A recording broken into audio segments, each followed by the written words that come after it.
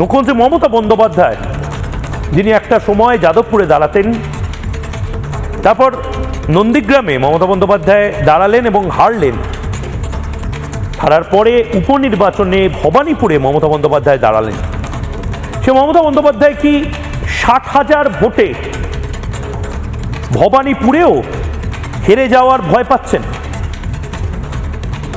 আজ মমতা বন্দ্যোপাধ্যায় যে কথাগুলো বলেছেন তাতে রাজনৈতিকভাবে যারা সচেতন মানুষজন তাদের কিন্তু চোখ কপালে উঠেছে। দেখুন, আপনারা ন্যারেটিভ সেট করতেই পারেন যে তৃণমূল এবার 250টা সিটে জিতবে, কিন্তু আবারও আমি বলছি, পলিটিক্সে কোনো কিছু ফুল স্টপ দিয়ে লিখে দেওয়া উচিত না।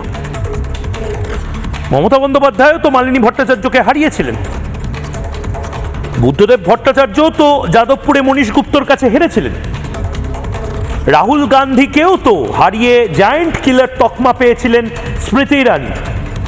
মমতা বন্দ্যোপাধ্যায় যে হারবেন, মমতা বন্দ্যোপাধ্যায় যে হারতে পারেন, এটা তো নন্দীগ্রামে শুভেন্দু অধিকারী মমতা বন্দ্যোপাধ্যায়কে না হারালে বোঝা যেত না।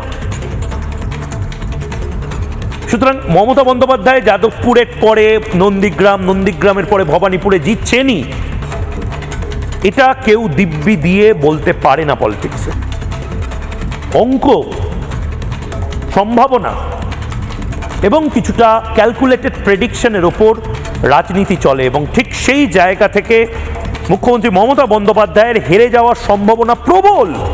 এটার জন্য কাউকে টিয়া পাখি নিয়ে বসতে হবে না, এটার জন্য কাউকে আঙুল গুনে বলতে হবে না যে মমতা বন্দ্যোপাধ্যায় হারছেন। অঙ্ক বলছে মমতা বন্দ্যোপাধ্যায় হারছেন।